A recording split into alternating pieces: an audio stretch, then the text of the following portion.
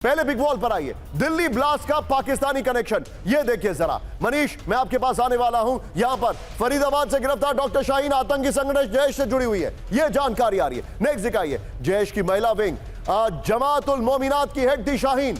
विजय की ब्रेकिंग और शॉट में वही वाला शॉट चलाएंगे हम, क्योंकि स्टिल ऑलरेडी है।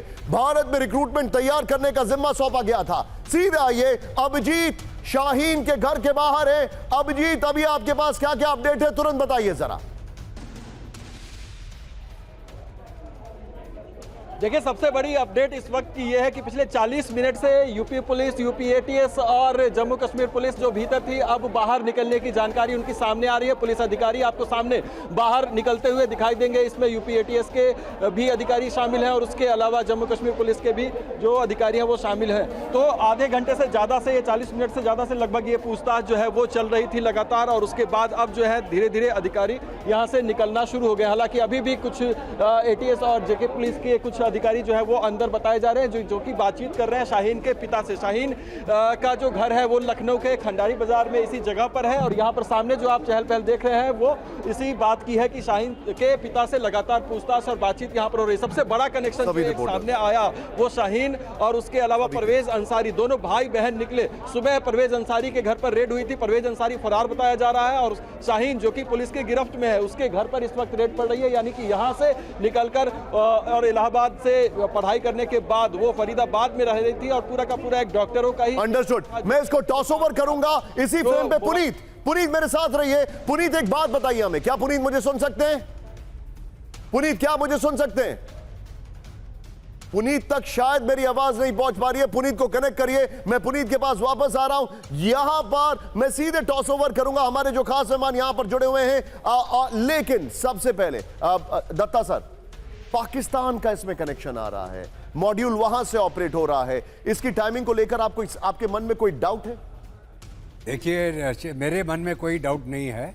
जितना भी स्पॉन्सर और टेररिज्म चल रहा है भारत के अंदर, आज से नहीं, 1947 के बाद से सारा का सारा पाकिस्तान से ओरिजिनेट करता है।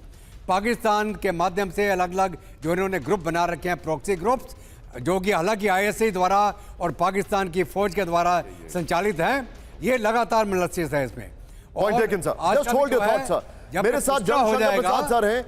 जनशंकर प्रसाद सर हैं। Sir, I am extremely sorry, मैं भूल ही गया कि फ्रेम में आप मेरे साथ भी जुड़े हुए हैं। Please pardon me for this. Sir, Pakistan का कनेक्शन, और अब मैं मनीष के पास इससे अगले क्षण में आने वाला हूं।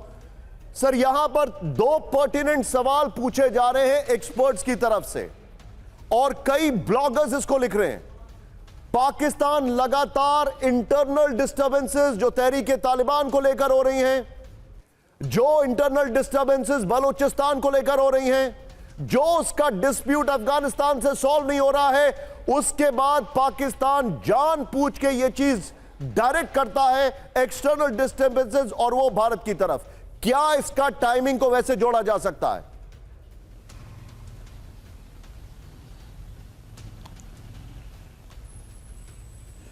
शांत, ये सवाल आपने मुझसे पूछा है। एब्सोल्युटली शंकर प्रसाद सर, आपसे सवाल है। विजय, ब्रेकिंग और शॉट।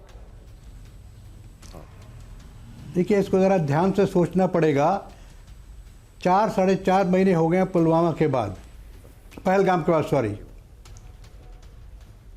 अब हमारे प्रधानमंत्री का बयान बिल्कुल गूंजता है सबके दिमाग में कि सिंदूर के अंदर हम टेररिज्म को समाप्त करेंगे, और जो उनको सपोर्ट करते हैं, जो उनके साथ जुड़े हुए हैं, उनको नष्ट करेंगे। टेररिस्ट तो काफ़ी हद तक नष्ट कर दिए, 11 कैंप बर्बाद कर दिए भावलपुर में, मुरीद के में, लेकिन जो उनके मेन जो वो चलाते हैं, जो उनके मेन डायरेक्टर्स हैं, वो अभी ज़िंदा हैं। इस मारे ही यही वजह है कि सिंदूर अभी तक ख़त्म नहीं हुआ है, क्योंकि उनको मारने की हरकत है। दूसरी बात समझने की है कि पाकिस्तान के अंदर हम घुस के मारेंगे, ये प्रधानमंत्री कई दफ़ा कह चुके हैं, और घुस के मारा भी है। तो पाकिस्तान ये चाहता है कि किसी प्रकार से मैं आतंकवाद तक तो बंद न करूं, लेकिन इसको इस तरीके से चलाऊं कि ये भारत का डोमेस्टिक टेररिज्म है, इसका पाकिस्तान से कोई लेना देना नहीं है। तो सबसे पहला सवाल जिसका कॉन्क्रीट जवाब हमें चाहिए, और वो सीसीएस कल डिस्कस करेगी, सीसीएस की मीटिंग है कल, कि ये इसका बैकग्राउंड कहाँ है, क्या वाकई ये डोमेस्टिक टेररिज्म है, इसका कहीं ना कहीं पाकिस्तान से कोई रिलेशनशिप है। अब ये RDX और जितना भी एक्सप्लोसिव, जो भी नाइट्रोजन है या जो कुछ भी है, कहाँ से आया? मैं समझता हूँ कि यूपी इसमें ज़रूर इन्वॉल्व होगा। और जिस तरह से आप कह रहे हैं महिला लखनऊ की हैं, वहाँ गोरखपुर से नेपाल की तरफ से वहाँ काफ़ी हरकत तक स्मगलिंग हो सकती है और ये हुई भी होगी। तो एक तो इस बात से पता कर रहा है कि ये जो भी इस्तेमाल हुआ है, जिसकी अभी पूरी पुख्ता नहीं हुई है, ये आया कहाँ से? वाया श्रीनगर आया कि वाया कहीं नेपाल की तरफ से आया?